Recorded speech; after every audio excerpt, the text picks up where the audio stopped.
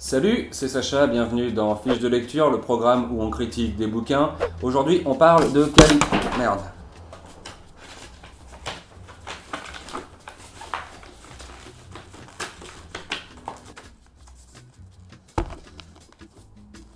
Aujourd'hui, on parle de California Girls de Simon Liberati qui raconte l'assassinat de l'actrice Sharon Tate par les membres de la famille Manson. Augustin, ta première impression ? Mon avis, démonstratif et efficace, ce bouquin diablement poisseux nous conte une tuerie grinçante et juteuse, au fort parfum de vérité.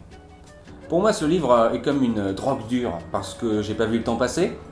Il y a beaucoup de lignes, et aussi parce que je l'ai lu dans les toilettes d'une boîte de nuit. Terriblement addictif.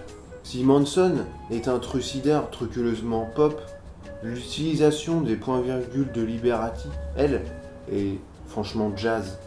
On a la chair de poule durant toute la lecture. Le passage qui m'a le plus effrayé se trouve page 142.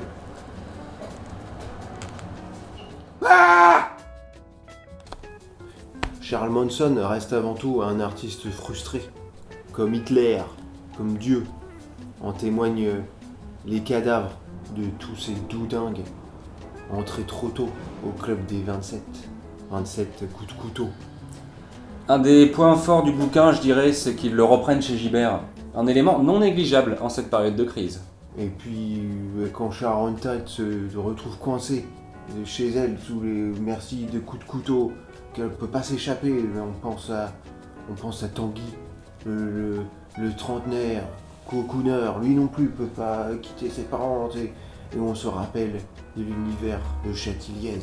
Tiens, tu parles de cinéma, justement, je suis pas très fan de la période hollywoodienne de Polanski, je préfère de loin ses films post-viol. Mais ces California Girls, c'est un peu les Femen de l'époque. Sauf que elle, on savait où elle voulait en venir.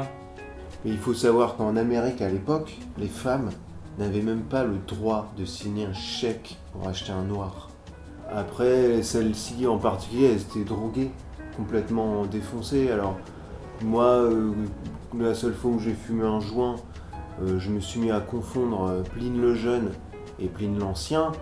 Qui suis-je pour les juger ? Très honnêtement, je le vois pas remporter le prix Goncourt, plutôt le Goncourt paralympique. 13 sur 20. Liberati nous montre qu'il est un biographe digne de Stefan Zweig, du moins s'il se suicide. Ça, le futur nous le dira. Et comment ne pas évoquer la dernière phrase de l'ouvrage qui est d'un pessimisme glaçant ? Dépôt légal, août 2016. Imprimé en France.